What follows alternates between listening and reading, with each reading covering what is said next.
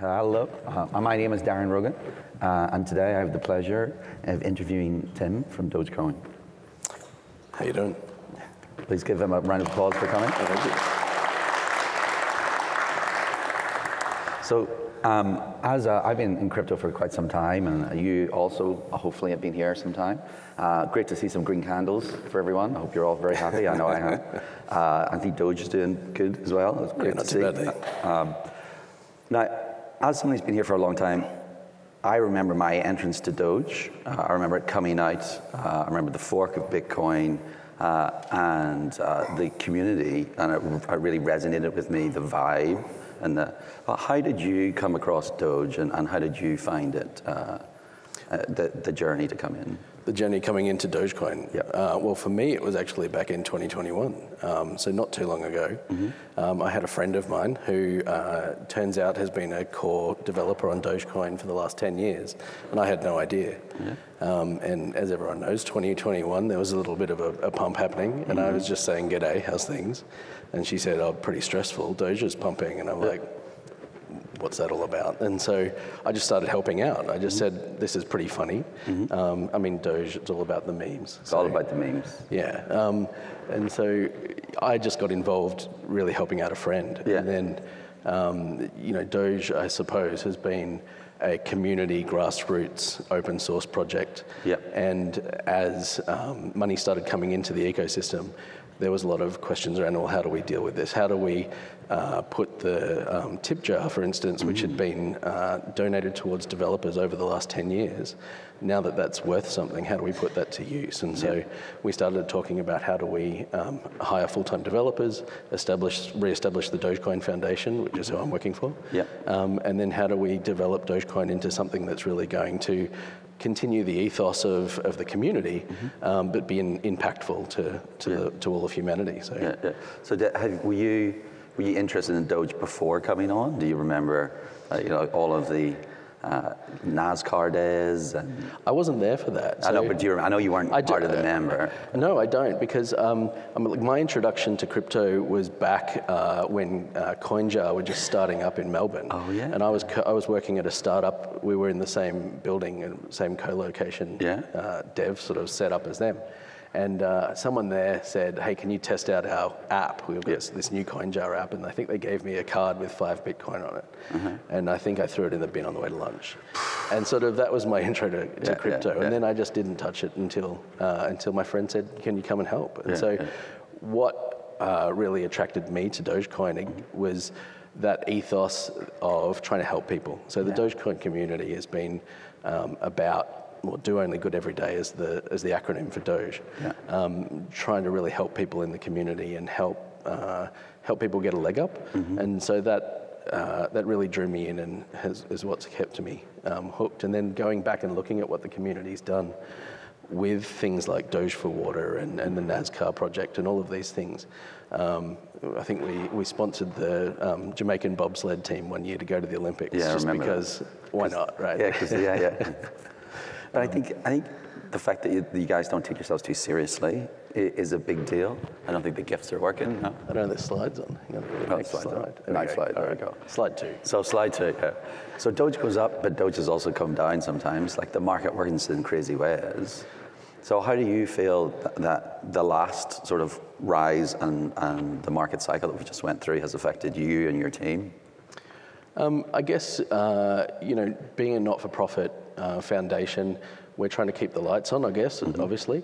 But the price action of Dogecoin doesn't necessarily affect us. Yeah. We've been operating for the last several years off donations from several influential people. The last big one was from the Ethereum founder Vitalik, gave us a whole bucket load of ETH to help keep ticking things going, away. Yeah.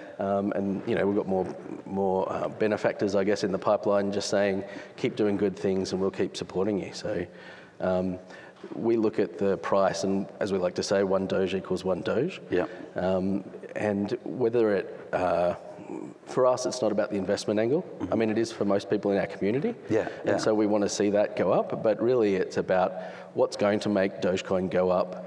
I don't want to get to the slide too early because I'm going to miss my slide 3, right? Yeah. But The next one, I'll just leave that. Just look at that for a second. Isn't he trying very hard? Isn't he? He's good. This was the important one. Yeah. Because this is what we're talking about, hype-based adoption versus, I guess I call it utility-based adoption. For most cryptos at the moment, they're speculative assets, and we're stuck in this hype-based cycle of, up and down, we follow this market trend.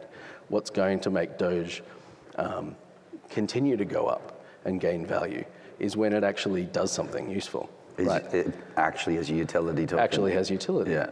And so that's really what we've been working on over the last couple of years. How do we build utility into Dogecoin? And what do we want the focus of that to be? Because, obviously different crypto projects have different angles. Bitcoin's looking to be a store of value. And so what's the niche that we aim to fill? And so for us, that's really a means of exchange. Like people used to say that Bitcoin is the people's money, but the problem with Bitcoin, as we know, is it's very expensive to do a lot of transactions. But if you think about from the strength of the community, maybe Doge is the people's money because it is focused on actually being used as currency and being used, to help and be used by every day. And it's run by a strong community, and it doesn't have some leader that actually runs, no matter what Elon Musk thinks. We'll get to that. But do you feel that ethos of the community brought you to it? Because you're a great engineer with a long background. You're not just a fly-by-night individual. So to bring somebody of your caliber on board to the team. Well, that was a really good question. I mean, when I started helping my friend Mishi Lumen, who's one of the core developers of Doge for the last 10 years, and they asked me to come on and take a full-time position, I had to really, spoke to my family, is this really what I want to get involved in? What do we think about crypto? And as I started doing my research into that, I'm going through Reddit, and there's a thread on there back in 2021 that is really what sold me on Dogecoin. And it was talking back about the people being a people's currency. It was thousands and thousands of Dogecoin holders talking about how Dogecoin had changed their lives. And we're not talking about ultra rich people. We're talking about people who are mechanics, nurses, bus drivers, who had invested a little bit of money in Doge. They'd seen it gone up, and then they were sharing their stories. I was able to give I was able to get surgery for my dog. So nice. And I couldn't afford it. Now I could because of Dogecoin. I bought an engagement ring for my girlfriend with Dogecoin. And, these stories, they're just human stories. Yeah, but and that's what really... The impact doesn't need to be $1 million. If you're looking giant bags, small amounts of increase for everybody is as impactful as some person making a gazillion dollars. It is. I mean, I was, as I was just saying earlier before we flicked on the mics, I was at the CoinDesk conference over in Austin last year, and we were just hanging out in the cafeteria area, and this woman grabbed us, and she's like, "You're the Dogecoin people." Like, yeah. She's like, "I've got to show you my Doge bags." And I'm like, "Okay, cool." Everyone's got their bags. Anyway, she runs off and comes back 2 minutes later with this, I don't know, is it Gucci? Like the fancy, it was her, and she's like, "This is a $10,000 bag. Yeah. I bought it with my Doge." That was all my Doge. And it's like, I sold it, I bought it at the right time, I sold it at the right time, and now I got my bag, and now I just tell everyone this is my Doge bag. This is my Doge bag. And that made her happy. And it's like, put a smile on her face. And I go, well, that's good. These are the kinds of nice stories that we like to hear. But there are some great sort of community merch. I know that T-shirt that you're wearing. I love that T-shirt. I was like, where can I get one of these? And he was like, well, it was sent to me from one of the community members. But meme culture in particular has been a big deal with Doge. What do you feel about, well, let's just say for everyone else, how is Shiba Inu related to Doge? Shiba Inu, the token? The token, yeah. The token, not the cool dog. Not the cool dog. All right, okay. Well, Shiba Inu token was launched as the Doge killer. So when they came out, you might notice they've got a Shiba Inu with a very angry looking face. Their slogan was the Doge killer. And I think that they really missed their mark with that because they came in to the meme culture not looking to do only good every day, but really looking to take everyone out. And, I thought... And that just really fell flat with a lot of people. There were a few people from the Dogecoin community who left for the SHIB community. and good riddance to them. I mean, like if that's what you want to support, the idea of like, well, we're coming to get you guys and like stop all of your fun and take over and then make a lot of money off it. Like killer of do good every day, just doesn't sound right. Yeah, exactly. So it's like if you want to be in that camp, great, you go be in that camp. But like, just for anyone who doesn't know, Shiba Inu was just a token launched on Ethereum. It wasn't like its own, network. It didn't have, the community support behind it. And like, don't get me wrong, Shiba Inu has done well for some of those people who are in it, and it has a bit of an ecosystem. But it's not Doge. It's nowhere near Doge, and it doesn't have the same ethos. And it's much more about the hype, as we were saying on the previous slide. That more top one, and about bags and prices. Now, don't get me wrong, Bitcoin or Doge still does well on price action, but I'm not sure they had the same value-orientated community focus, if you understand what I mean. It's about value creation for them rather than value creation for the masses. Yeah. Because you want Doge to be used everywhere. Used everywhere. And I mean, I guess when you talk about the community aspect to it, I mean, if you have a look at the slide up here, these are some of the examples of things that have just spontaneously happened in the Dogecoin community. And we had the Doge for Water project some years ago, where they wanted to dig wells in Africa, and they raised 400 million Dogecoin from the community to do that. Yeah. More recently, a couple of years ago, we teamed up with Mr. Beast and their Team C's project, and raised... Maybe he got the idea for his most recent video from you guys? Perhaps. Because he dug wells in Africa. Oh, right, okay. So he must have been reading the history of Doge after he did the team one. I was like, that's a good idea, I'll take that one too. Well, he's a pretty cool guy. And he seems like a pretty cool guy. And so we teamed up with them and we cleaned a whole bunch of trash out of the oceans. And this is the sort of stuff that we like to see the community get involved in. Yeah. Because doing this sort of thing creates the core value, and then you have like the cycles and all the other stuff. And well, before we get onto some other more interesting technical matters, we'll probably need to talk about Elon Musk as another character who has an impact on the market prices. Now, I do like Elon. I don't think I want to work for him, but I think that he's interesting on Twitter anyway. But so, how do you feel? Do you think that he added to the community when he came in? Because I know that he is a supporter of Doge. So how do you? I'm trying to ask a question that is not going to get you in trouble with Elon if he's watching. Don't ban us off Twitter, please. But he is a big supporter, and we think about like Mr. Beast has got a big population. It does bring interest to the project, but it's a double-edged sword. How do you feel? Absolutely. I mean, Elon's a fairly divisive person. You either love him or hate him. I don't think anyone could deny, though, that he's trying to help humanity. And I think that that's what he sees in Dogecoin, and that's why he's a fan of Dogecoin. I mean, if you listen to him speak, he said he had people from his own businesses coming to him saying, can you do something with Dogecoin because we really believe in it? And he went and had a look at it, and then he started believing in it as well because he likes the memes, he likes the fun, he likes... he's told us, stay irreverent. That was his advice to the Dogecoin team, stay irreverent, keep making fun of people. And that's what he likes to see. Other than that, he's like everyone else, he's just a fan of the Doge. And so, you're right, it is a double-edged sword. People see him as being particularly right-leaning, and so maybe that loses some influence in another section. But, at the end of the day, Dogecoin is separate to Elon Musk. Absolutely. He's just a community member like any other person. Else, it's not a personality-driven coin and like some other ones are. He's just very much just another person, and he has no more influence really than any other member. Well, some people in the community tried to elect him as the unofficial CEO of Dogecoin, and he turned around and made Doge, or he went and got his own Shiba Inu called Flocky, which someone went and made a token of. But that's and then he made Flocky his Doge, the CEO of Twitter for a while. So I think that was his response. I think that's a great response. So if you think about Doge, like. When do you think it's going to like power X, the new financial future? Because he did say he wasn't going to run his own token. So do you think Doge will be the thing that powers Twitter in the future? Well, as I mentioned, I'm a software engineer. And so the project that I've been working on for the last 18 months is called Giga Wallet. And that's really a back-end service that is for institutions like Twitter or Twitch TV or YouTube or anyone who decided that they wanted to drop Dogecoin in as a tipping mechanism or a way to pay for services.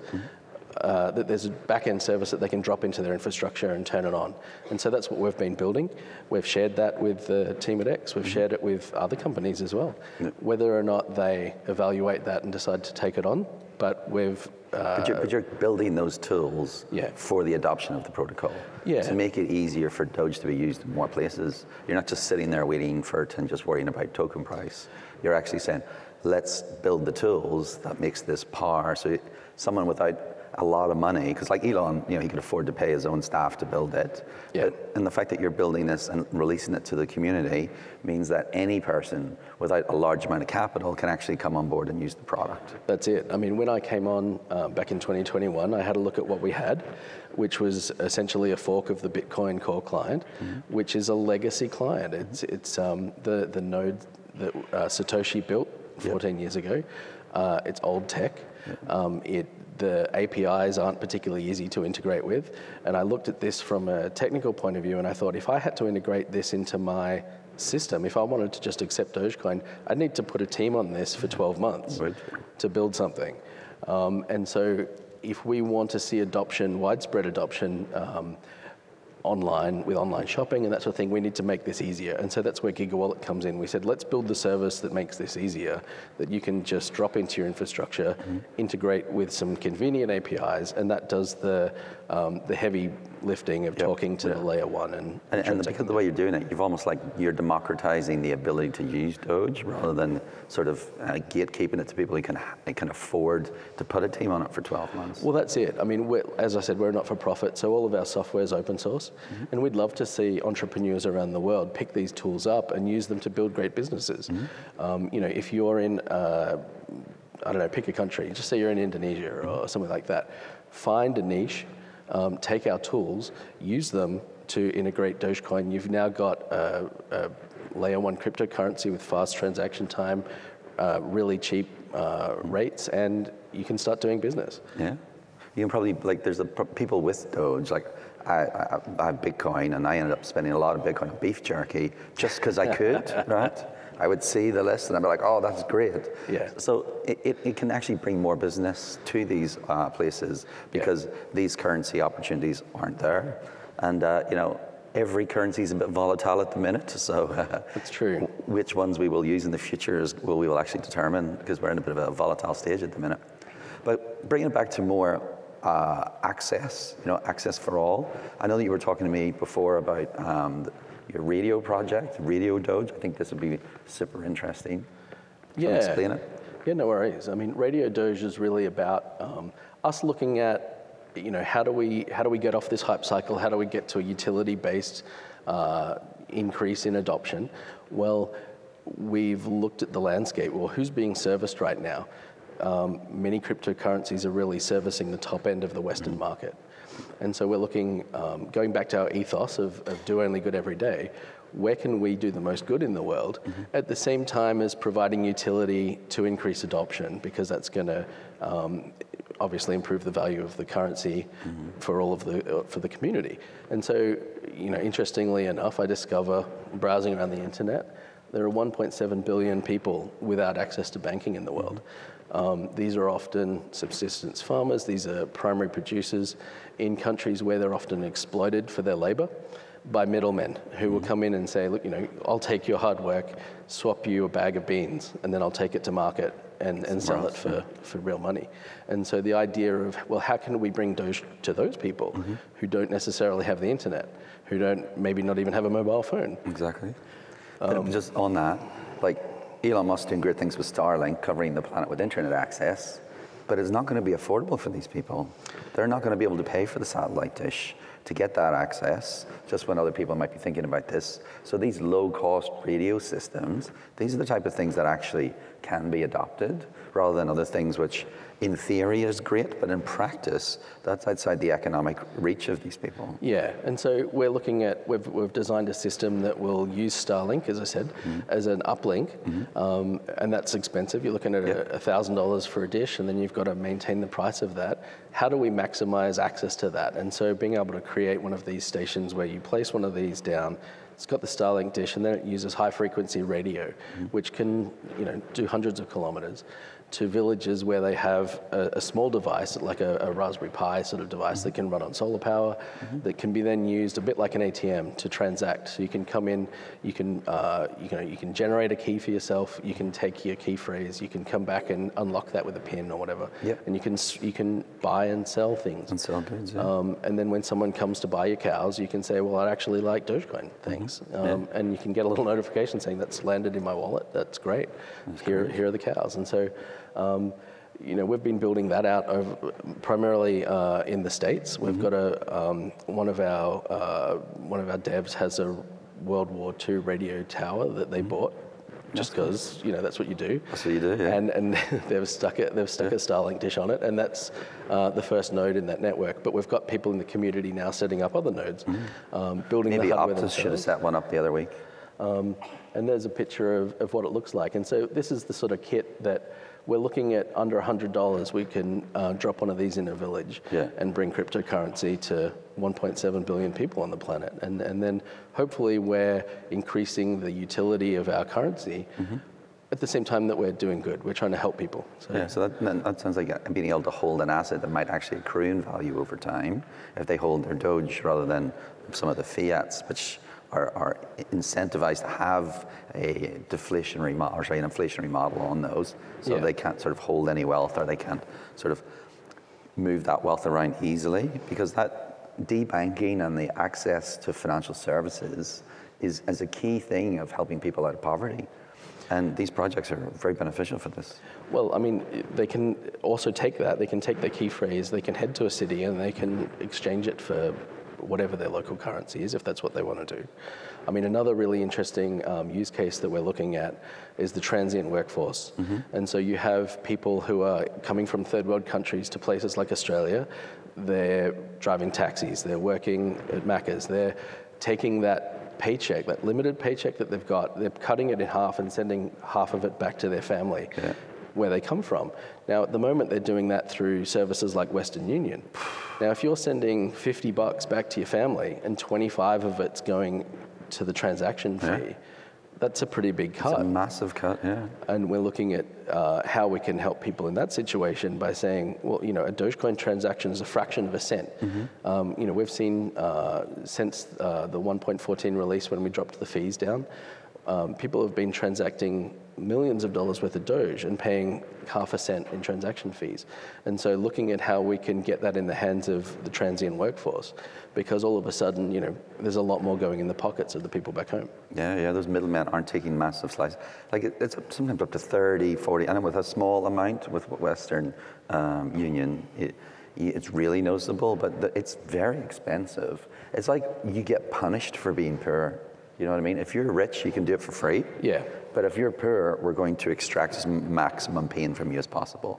And hopefully Doge can create real competition that will push prices down on their side for the people who aren't ready to come onto Doge. But those who are can get the advantages of a global internet money. Absolutely. Okay. So with the radio, sorry, how much time have we got? We've got a minute, that's all right. All right. So let's just move on to the last slide then. So with Doge, so we have an amazing community. We've got meme culture up the wazoo, and if you don't like memes, I don't know what you're doing in crypto. We have the best memes. So what do you think the future lies for Doge from the engineering side? Because this is all massive alpha in here, folks. Because most people are going to talk about price action, and you're hearing about the base value that we're sort of building out here. So I'll pass it to you to give the closing statements on how you feel the future roadmap of Doge is going to drive. Well, Dogecoin being a decentralized currency, we don't have any sort of authoritative say on where things are going to go. We can just be an influence to the community. So we can build software and we can make suggestions. I'm currently working on a proposal on an upgrade to the protocol, which is, I've been talking to Vitalik about how they made the move to proof of stake. Whether or not that gets legs in the community and gains adoption, that we'll have to wait and see. Because there is no king, let's be clear. This is just your idea. and the community, so I just want to make this is not an official Doge thing, just to be clear, but it is a concern that people have and perceived negative. Now, I just want to clarify that, but it sounds interesting that even you, as one of the Doge builders, has to get the community authorization to sort of adopt this sort of stuff. Absolutely, because one of the fundamental tenets of cryptocurrency is the decentralized nature. If it's not a collaborative effort, then it's not going to happen. I mean, if anyone could just come along and say authoritatively, we're going to make this change, then is your currency really safe? I mean, going back to these tokens, is your currency really safe when it's in the hands of a single developer who can do whatever he wants. Do whatever he wants. Basically, yeah. So I think it's one of the strengths of Dogecoin that even though we might put these great plans forward, build the software, really the community needs to vote with their feet. This is very much like the open source ethos. It may not be as fast to get to the goal as like a traditional business, because there isn't like a leader at the front saying, we're all going to go here and everyone has to listen to them. But it does generate like so much more value in the long term. And we see this through just general open source.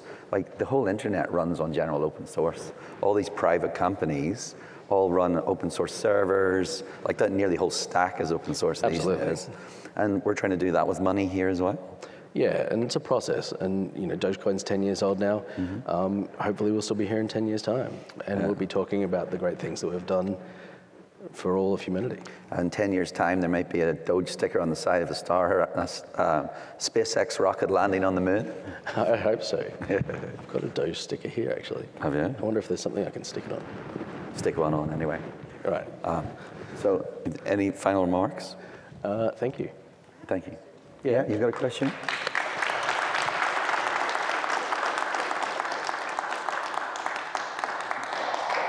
So the question's in relation to the Doge radio. So you're talking, what area or massive space does that one radio do? Because $100 to someone in Africa is still a hell of a lot of money. Are you saying a whole community, that would be enough to do a whole community? That would be one community. So the radio, the base, which is high frequency radio, that would be, my understanding of talking to the team, you would have maybe 2 of those which would cover Africa, for instance. So it's not, yeah. And then in a community center where you maybe had a market or something, you would then have one of these terminals. So the last mile is done via something called LoRa, which is another radio technology. Yeah. So, but like realistically, some of it is expensive, but it is mass use. And then some of the other bits are relatively cheap, because we talk about like a Raspberry Pi, that is like a really small, cheap computer, and they're trying to make it as, Raspberry Pi is a great project as well, and trying to keep the cost down and make computing accessible for everyone. And I think places like Doge, you might find, the culture will help the aid. So I would expect not necessarily that some of the villages will necessarily be purchasing it themselves, but you easily see the community come together to try to do good every day. Obviously we're a technical-minded bunch of people. We don't have experience on the ground in these areas, and so we'll be looking to partner with NGOs who do. We'd rather than go in with some sort of white savior complex, here we are to solve all of your problems, work with the locals and give them the tools, and then have NGOs who can fund those things. And so more of a grassroots, teach someone to fish. Exactly, like there are UN programs and stuff that try to do these technology uplift programs, and their bureaucracies and they're wildly inefficient. I hope someday they'll turn around and pick up technologies like this and realize for a tiny pieces of the money they spend on bureaucrats, we could actually deploy and make meaningful differences. Absolutely.